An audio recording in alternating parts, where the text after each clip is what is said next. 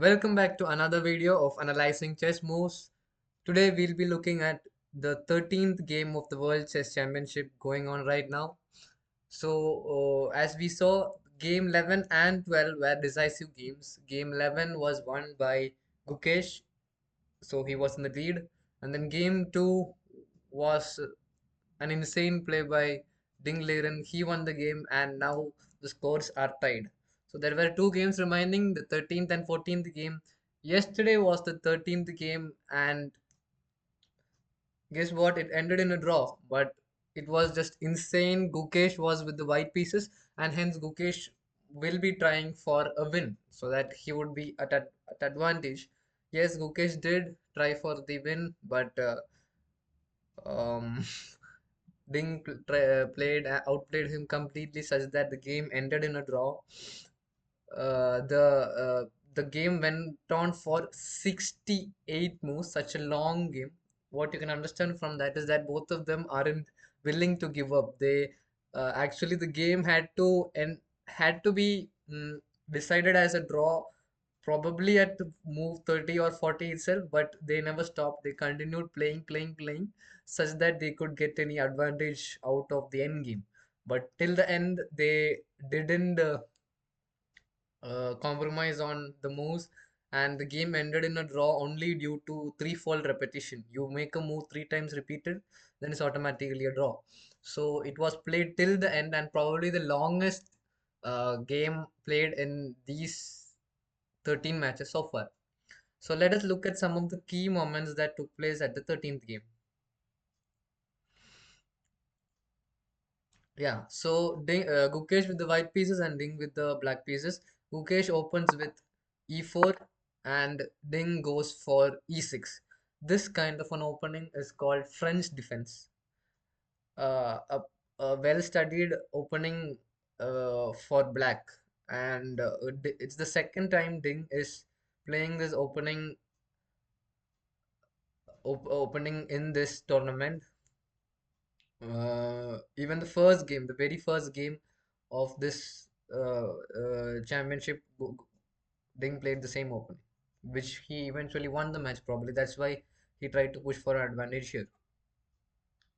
The game continues. Pawn d4 and pawn to d5. So this kind of a variation within the French defense is called as the normal variation, the most studied and the most played out of all. Then here knight comes out and knight to f6. So this variation where both the knights are out is termed as a classical variation. Again, within the normal, this is the most commonly played one. And yeah, here a slight difference.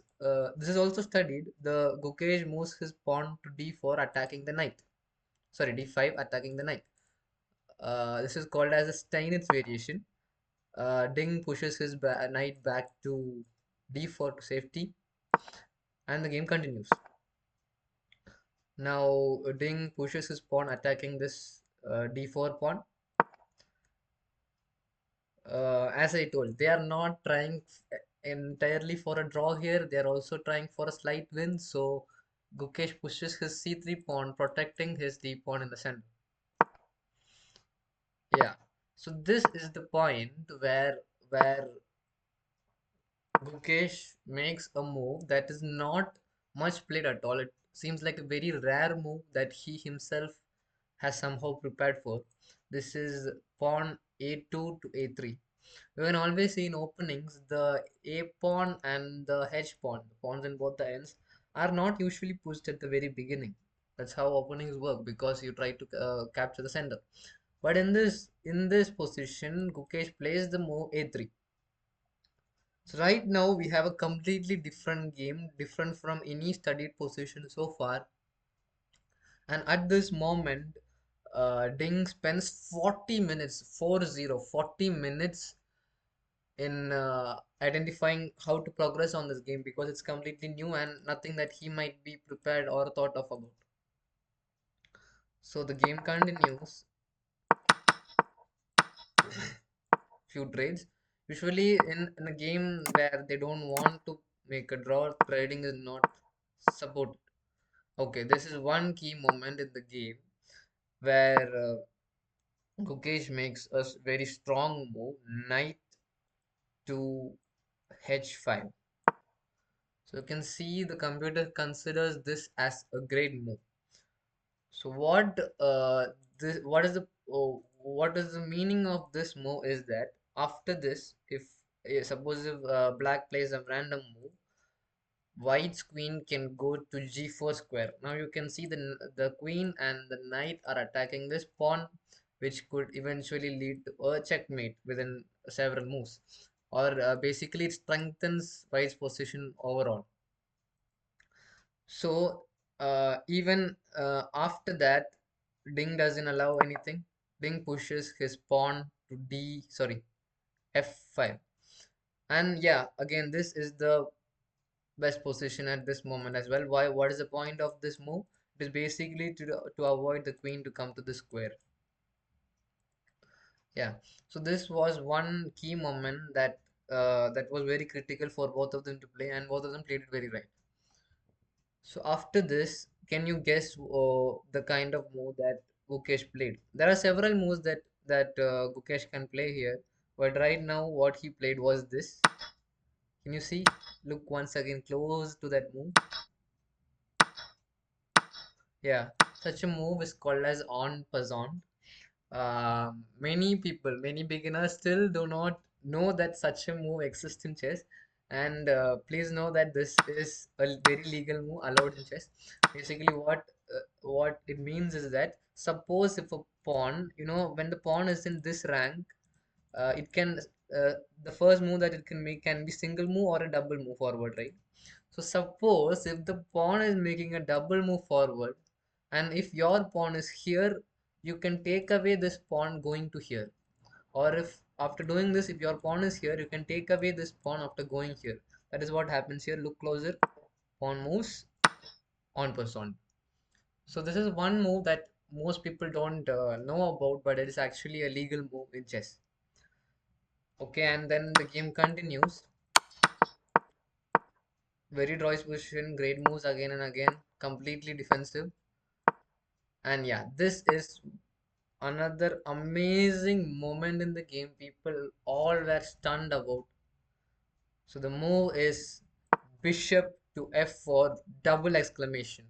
This is a brilliant move that commentators were left stunned about. Now, what is the meaning of this move? You can just see after the bishop comes here, it is attacked by the rook. Why can't the rook just take the bishop? Yeah, but the problem is after the rook takes, you can keep the queen to e5, attacking this rook and this rook. So one of the rook is anyway gone. Whatever you tried, you move this rook, you'll take this one, and if you move this rook, you'll be taking this one. So eventually, white is losing a bishop, but black is losing a rook, which means white will eventually become better. But Ding doesn't allow this threat to happen and plays the correct move, rook to b6. You can see, so that was a very good response from Ding. And again, Gukesh starts to continue attacking. Bishop to c5, another great move. And Ding still finds the correct continuation, and the game moves forward. Some exchanges happen, and I think at this moment itself, see, both the players have a queen, two rooks, and one knight. I believe at this moment itself, um, yeah, now the rooks are exchanged as well. So you just have a queen, a rook, and a knight, and equal number of pawns. So I believe at grandmaster level right now they are supposed to exchange, are supposed to give shake hand each other and declare a draw. But both of them didn't agree to a draw till the end. They kept on fighting at very end, which means it's understood that they are planning to get advantage out of each other. So the game continues, and finally it ends up in queen and rook and a set of pawns fighting against each other. But but that didn't matter because the game progresses completely equal. Black had a pawn here, but it didn't matter, after which the queens were exchanged, and now it's just a rook and pawn in game. So probably rook has to protect this pawn if I'm not wrong. Okay, that doesn't work because white already attacks the pawn. And now it's just a rook end game where only the king and the rook moves. So after this move, even till now, then both of them didn't agree to a draw, even though it is clearly visible that this is a draw. But still, it goes. So now look at this position. Check, king moves, check, king moves, check, king moves, check, and it's a draw. So in case if you don't know what this means, three times if both the player plays the same move back to back again and again, then it's a draw. The game ends in a draw. So that's what here Ding has no other option other than playing a draw, and Gukesh has no other option other than playing a draw, and hence it ends in a draw. What a monstrous game it was. And tomorrow, 14th, the last game, the 14th game will be played by Ding with the white pieces. So probably Ding will be pushing for an advantage in the last game. Let us see how it goes. And if it's a decisive game, whoever wins the game will be declared the world champion. And if it is not, if it is a draw, then day after tomorrow, we will be witnessing tie breaks. Tie breaks when the time for the overall time for the game will be reduced. So what happens when the time is reduced? It leads to mistakes, and then we will be witnessing the world champion the very next day itself after the tie breaks.